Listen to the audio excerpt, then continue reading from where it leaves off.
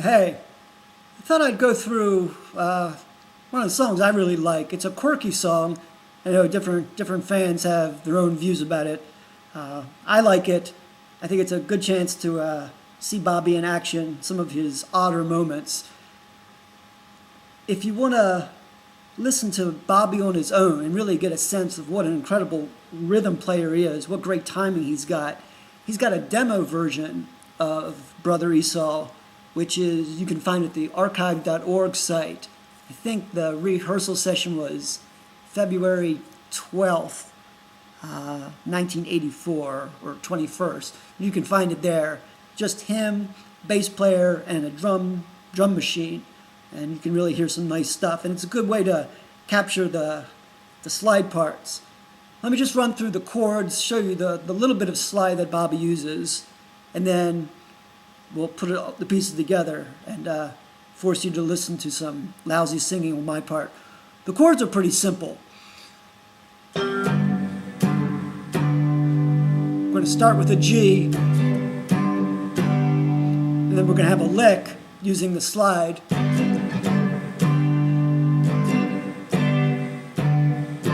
And then G, B minor, E minor, A, C.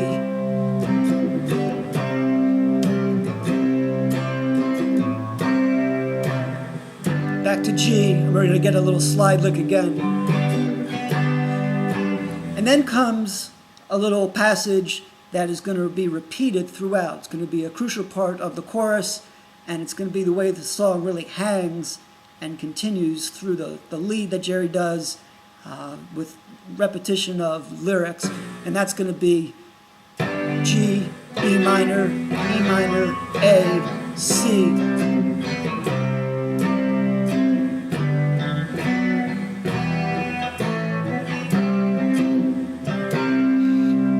And that was really the second line of the song, but it's going to come back to that in the fourth line of each verse. It's also going to show up as a crucial part of the chorus, as I mentioned. You can play it down there low, but you can also play it up high, just for some variety. So you can do your G up here at the 7th fret,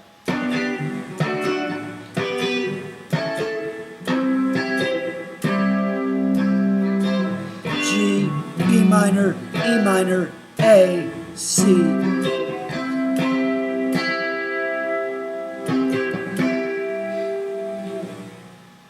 Now in this song, Weir does do some slide, and in different recordings it can be hard to hear the slide, but he uses the slide very minimally, which I know some people appreciate not liking his playing, but it's fairly simple and straightforward. Just a couple of moves. He uses the C to the B on the 3rd string, and then you can let it ring with an open G. That's the crucial part. C to the B. You can catch the G as well up on the 2nd string up at the 8th fret. So you can do.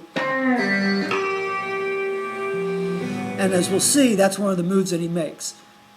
That's pretty much it, except for one other place where he uses the slide, which is when he's on the C chord. Sometimes he'll slide up and do something up at the 10th fret, which if you were just fretting it would be a slide up from the 9th to the 10th to G up to the C, whereas the descending ones go from the C to the B to the G.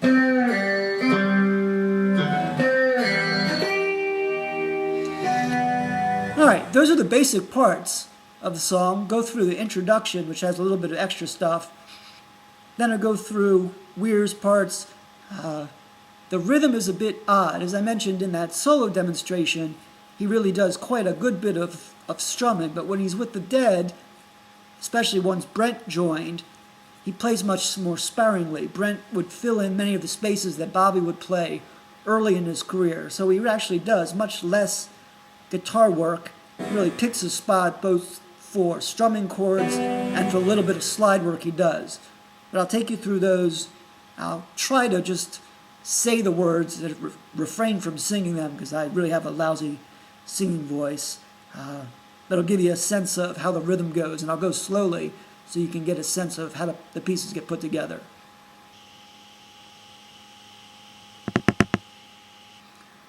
Well, the intro often starts with some basic drumming and some noodling around that Weir does, going from the C to the B to the G, either open or catching it here on the 5th fret, this G.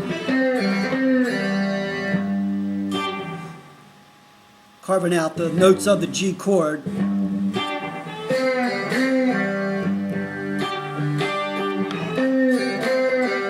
Usually twice, he'll do the riff.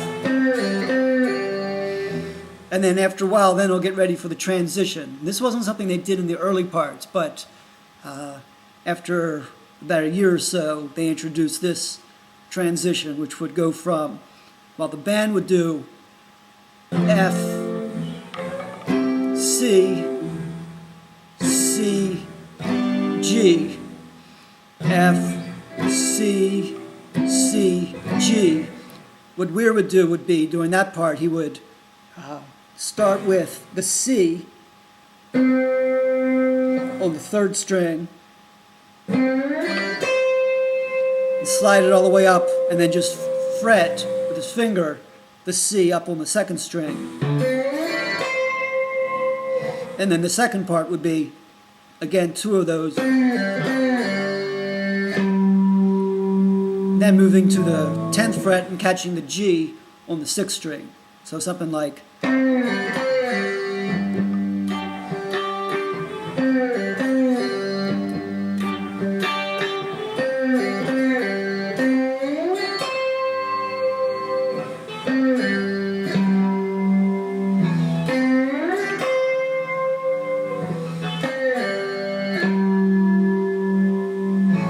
Sometimes when he would slide it up, he would actually get the partial C chord there, have the G here and the C.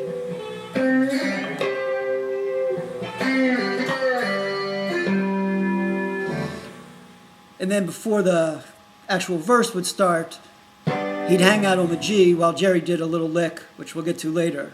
And then the verse starts.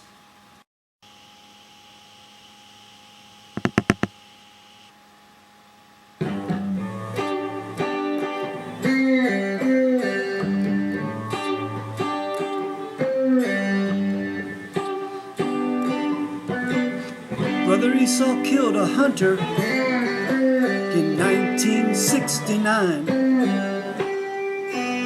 and before the killing was done, his inheritance was mine. But his birthright was a wanton waste for a weary man. Esau gave me sleeplessness and a piece of moral land.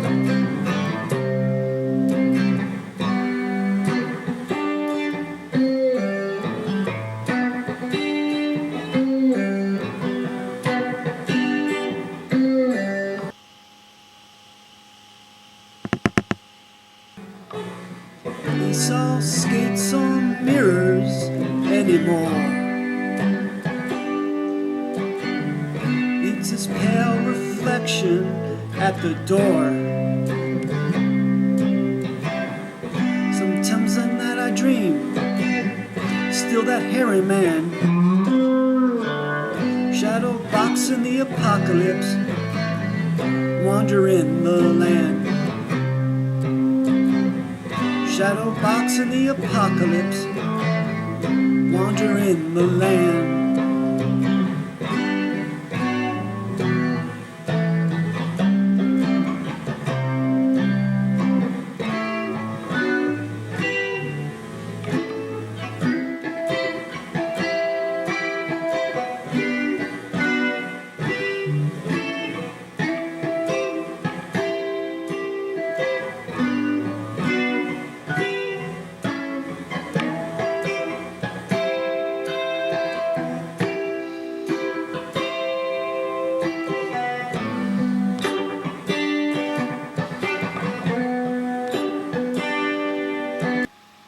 So as you can see in that chorus, we're going to use that G, B minor, E minor, A, C over repeatedly. But the way it starts with Esau skates on mirrors anymore, it's B minor, E minor, C, G. Meets his,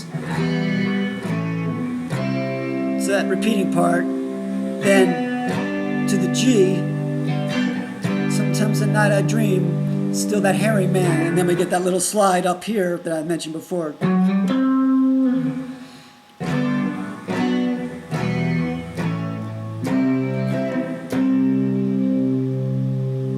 Just another couple of chords thrown in there. Now that's really all that Weir is doing. If you listen to recorded, live versions, that's what you'll get. If you see the videos, that's really all he's doing, that very minimal playing, which is to be expected given that there's so much going on. Phil's playing a prominent role as always, so is Brent, and Jerry's doing quite a number of licks throughout the song, as he often does. It really fills in the spaces, otherwise it sounds much too empty as we just did it. So I'll go through some of the stuff that Jerry adds to try to fill it out. That's one of the reasons why the demo version of Weir's is so interesting to listen to, because it's just him and the bass player, and you can really see how he's able to fill in, even without adding many more slide parts, just fill in with the rhythm. But to make it more like what the Dead as a whole did, and I'll go through Jerry's parts now.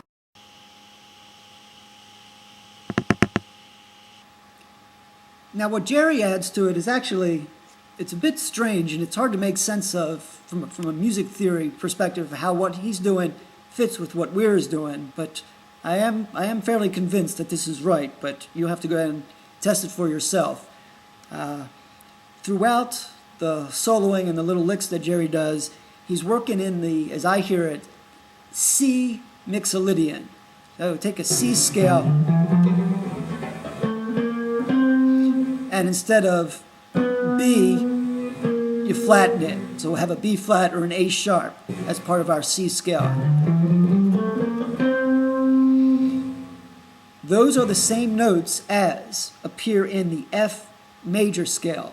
It might be easier just to think about playing in the F major scale.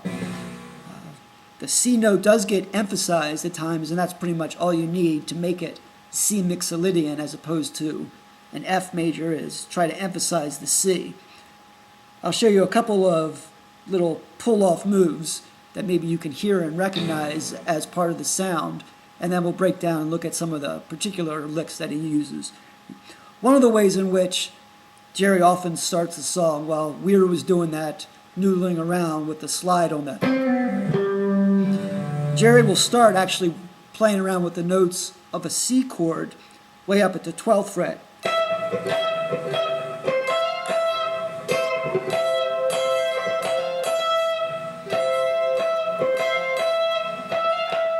That is the E and the F.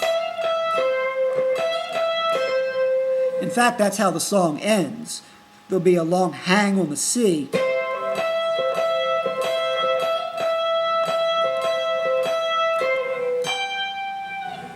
And slide up to the G, and that last G will be the way the song ends.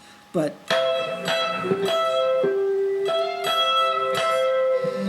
and you can put a little of Jerry's characteristic pull-off patterns. Now try not to use full chromatic runs here. Really try to catch the notes, because that way you can hear the scale. But it would sound like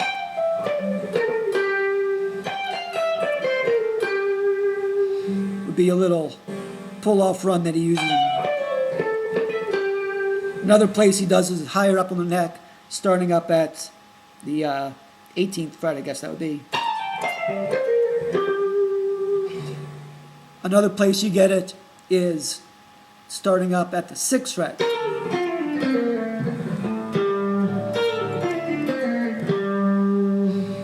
So that might be enough to get you to hear that Jerry sound along with what Weir's doing. But let me break it down and show you one of the characteristic licks, which is again going to make use of that C mixolydian. In particular, the odd note out is going to be that B flat or that A sharp. Now, one of the staple licks that Jerry uses, and it usually is at least started in the first line of the song when Bobby's doing the Brother Esau killed a hunter. Jerry's doing this little lick that's again making use of the notes from the F major scale. Starts with the G.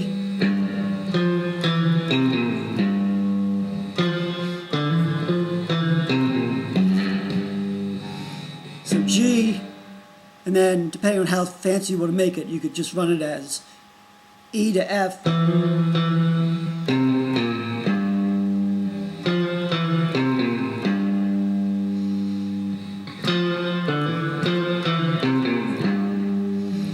And you can do something similar up higher, play around with the order of the notes, but those same notes are found up here. End on the C, or end on the G here, or end on the G here.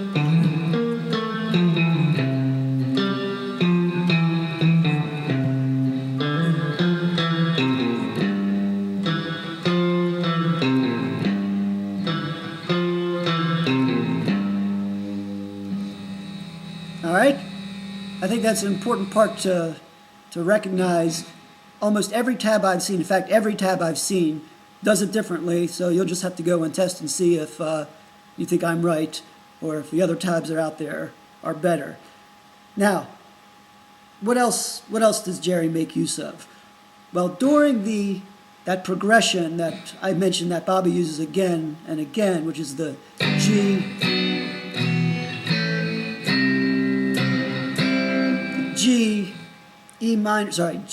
B minor, E minor, A, C, Jerry's doing some noodling himself. Think about picking through the notes of C, B minor, A, back to the C.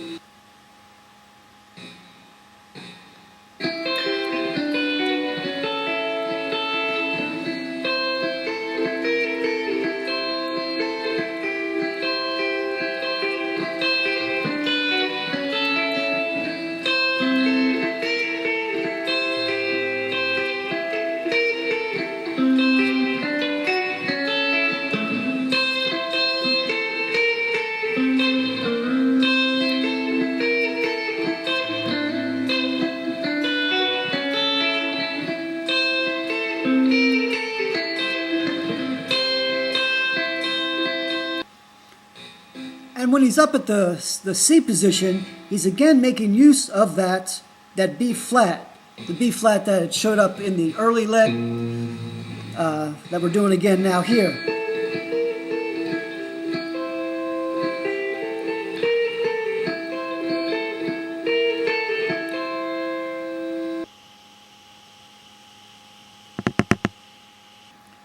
Now when it comes to soloing, I think Jerry really does stay in the C mixolydian.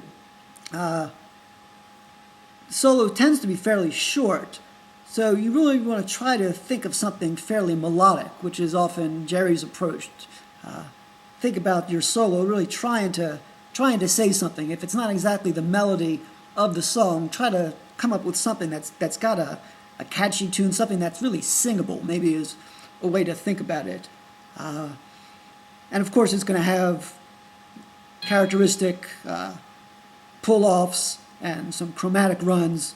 But here's some ideas.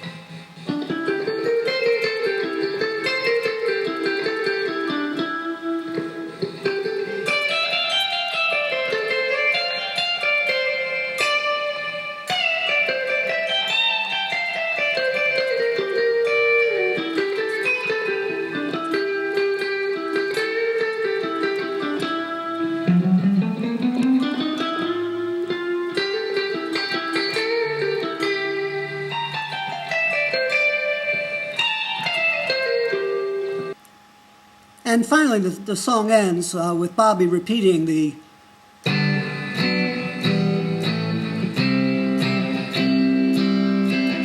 hanging on the C, with Jerry hanging around on the C himself.